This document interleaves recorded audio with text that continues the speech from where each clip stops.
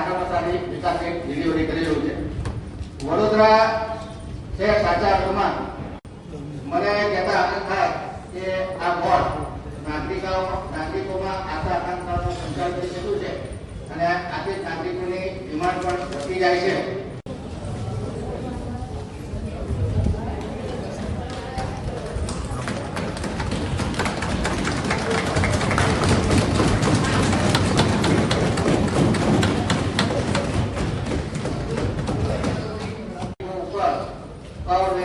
કોઈ પણ જાતનો વધારો લાવવામાં આવ્યો નથી.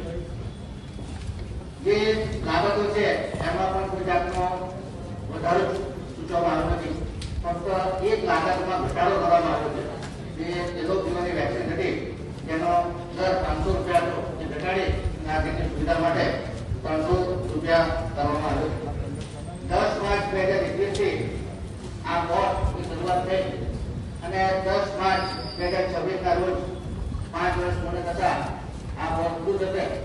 સામાન્ય રીતે એક બોર્ડમાં 5 બજેટ રજૂ થતા હોય છે, પરંતુ ઐતિહાસિક રીતે આ વખતે એવો થયો છે કે આ બોર્ડ દ્વારા છઠ્ઠું બજેટ અને સાહિત્ય વિકાસ ચેરમેન તરીકે મને ત્રીજું બજેટ રજૂ કરવાનો મોકો મળે છે. આ બદલ વહીવટી તંત્ર તથા તમામ પ્રકારના સભાસદશ્રીઓનો આભાર વ્યક્ત કરું છું. સાથે સાથે મને